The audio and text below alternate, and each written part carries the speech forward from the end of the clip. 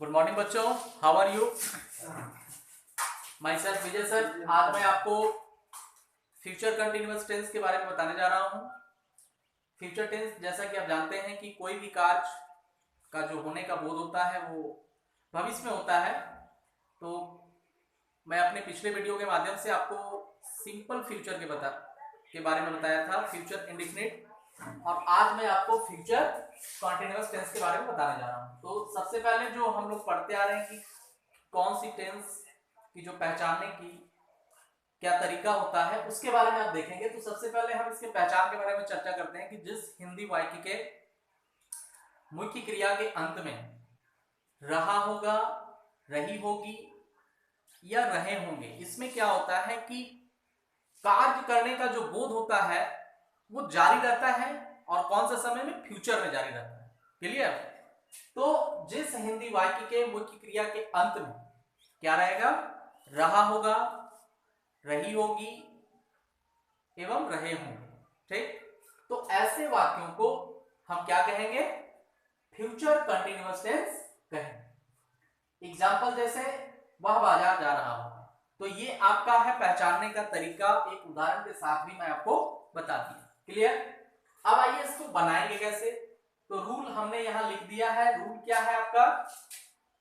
Affirmative sentence का जो rule होता है वो सब्जेक्ट के बाद हेल्पिंग वर्ब में, जिस तरह से आप सिंपल फ्यूचर में क्या करते थे, शैल और विल का प्रयोग करते थे, है ना? तो शैल और विल का प्रयोग भी करना है, उसके साथ क्या लगेगा? बी लगेगा।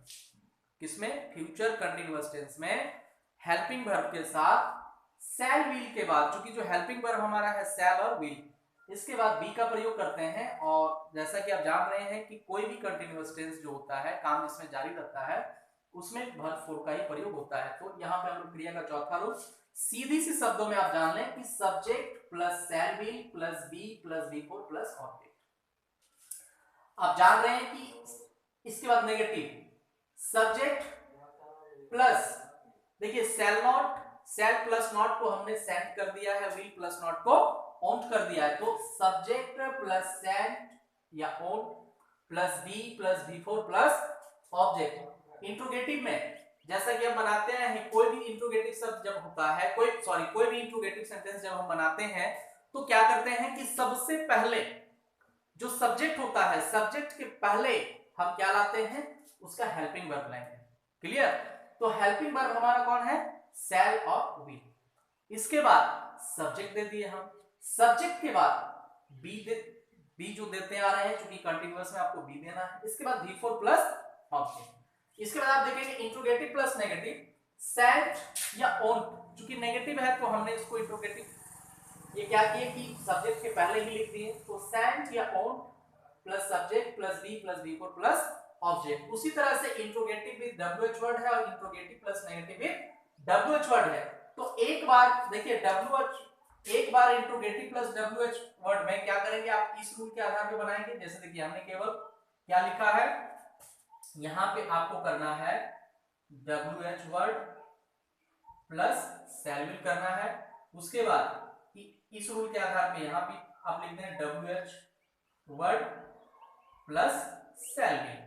तो आप समझ गए होंगे कि एक बार क्या करेंगे कि इस रूल को लिखेंगे। देखिए ये रूल और ये रूल में कोई फर्क नहीं है। फर्क आपको क्या था? केवल ये जो डब्ल्यूएच वर्ड है उसको पहले लिखना है, शैल के पहले, अर्थात डब्ल्यूएच वर्ड प्लस शैल या will plus subject plus V four plus object. उसके बाद ये जो है आपका इंट्रोगेटिव प्लस नेगेटिव में डब्ल्यूएच वर्ड लिखेंगे। इसके बाद सेंट या won't plus subject plus V four plus object. तो ये रहा आपका रूल। इस रूल से ही, इस रूल के माध्यम से ही आप क्या कर सकेंगे? ये जो हम आपको एक उदाहरण बताए हैं यहाँ पे, वह बाजार जा रहा होगा, इसको हम आज बनाते हैं और इसी के माध्यम से इस तरह का जो भी सेंटेंस होता है उसको आप बनाने का काम करेंगे। तो चलिए उदाहरण देखते हैं।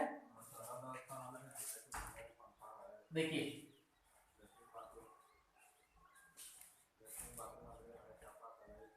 ये क्या है सेंटेंस आपका? वह बाजार जा रहा होगा। क्लियर? तो इस देखिए वह क्या है? सब्जेक्ट है, तो सब्जेक्ट को हम क्या करेंगे? ही है, क्योंकि वह का ही हो गया। ही हेल्पिंग वर्ब विल हो गया, इसके साथ बी देने का रहा है तो ही विल बी, जाना का होता है गो, तो वर्ब फॉर्म पूछ रहा है तो ही विल बी गोइंग, वह जा रहा होगा, ही विल बी गोइंग हो गया। कहां आप देखिए चूंकि स्थान दे दिया है, स्थान दिया है तो ये अदर वर्ड हो गया, ओके, या आप इसको ऑब्जेक्ट भी मान सकते हैं। तो he will be going to market, इसको आप नेगेटिव जब बनाते हैं तो क्या हो जाएगा, ही won't be going to market, interrogative इसका हो जाएगा will he be going to market। Interrogative negative देखेंगे, यही हम नॉट लगा दे रहे हैं, ठीक है, won't हो गया, won't he be going to market, okay. इसके बाद WH वर्ड, तो WH वर्ड में आप कोई भी शब्द ले लीजिए, वह बाजार कब जाएगा, सॉरी कब जा रहा होगा, तो मान लीजिए कब जा रहा होगा, तो कब का होता है when, ओके। इसके बाद will, when will he be going to market। इसके बाद why कर देते हैं, वह बाजार क्यों नहीं जा रहा होगा, तो चलिए why won't he be, why won't he be going to market। तो आपने यहां पे देखा कि इस तरह का जो सेंटेंस होंगे जिसके अंत में रहा होगा, रही होगी या रहे होंगे, ये फ्यूचर कंटीन्यूअस के होते हैं। तो इस प्रकार के वाक्यों को हमारे जो ये जो नियम आपको हमने बताया है बनाने का, उसके आधार पर ही हम बनाने का प्रयास करेंगे। और आपको अगर किसी तरह की कोई परेशानी हो, दिक्कत हो, तो आप हमें अपने व्हाट्सएप के जरिए या कमेंट करके हमें बताएं, हम और आपको बेहतर तरीके से समझाने का प्रयास करेंगे। इसी के साथ आज का हमारा ये वीडियो समाप्त होता है।